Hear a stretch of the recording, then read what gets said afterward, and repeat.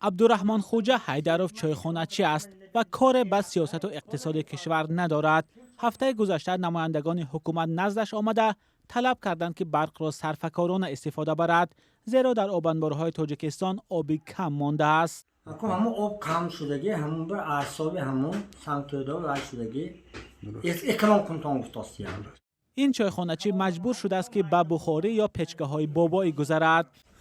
من پسکی کلانم میمون، من انسان مایده مونده ها گرم بودم به.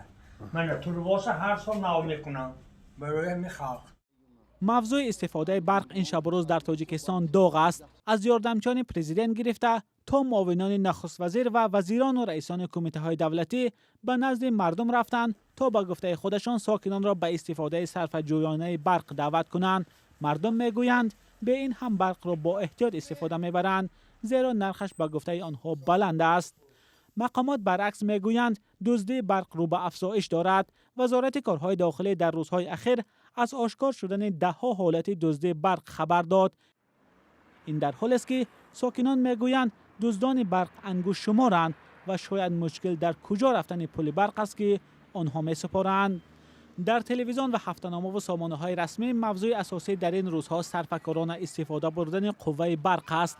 دعوتی که ساکنان میگویند به گفته مقامات هم میدانند و بسیاری ها از شرح دادن سبب این معرکه فراگیر عاجزند. ایمو گرمی خونم ایمو برق همین روشنی خونم برق. عبدالرحمن اشوروف 76 سال دارد و در بلند آشانه‌های شهر وحدت زندگی میکند.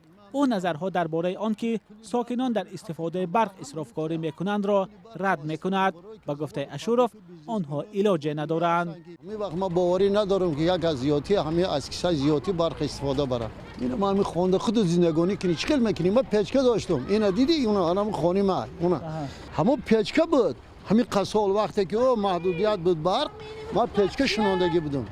آمده پیچکه رو کندم فریدن نموندن اجازه ندادن دیگه پیچکه رو با چیکار کنی میخونه کنی باتری ها هست که چی وای کنن. تاکیدهای مقامات به خود داری از اسرافکاری در پی آن صورت گرفت که مردم تاجیکستان بیش از یک ماه با کمبود برق روبرو بود. در اول مقامات این را به تعمیر دستگاه‌های برقی ربط دادند، ولی در نهایت اعتراف کردند که مشکل اصلی در کمی آب است. رسانه‌ها می‌نویسند کمی آب به آن سبب سر زد که امسال به علت صدمه آبانبار سردابه ازبکستان همسایه تاجیکستان وادار شد مجرای آب را به این کشور افزایش دهد. کارشناسان میگویند تا زمانی که نظام انرژتیکی تاجیکستان شفاف کار نکند کمبود برق در کشور ادامه خواهد کرد. ما اکنون طبیعت گناهکار میکنیم وقت‌های اخیر. ببینید تا جای رسیدگی ما هم گفتی ورس می کمپیتنسی خودمون بوری طبیعت بکنیم. هر سال همین گپ هست. آب کم شد، آب کم شد. این دوره شد. هیچ وقتی آب کم نمیشد.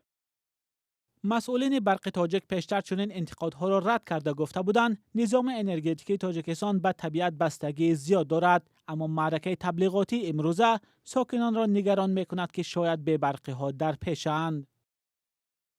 سلام، اگر خط و خبر میخواهید ما داریم. نوید بامدادی، سرخط خبرها، اخبار تاجیکستان و جهان، گزارش ها و تحلیل ها. چی میگذرد و چرا؟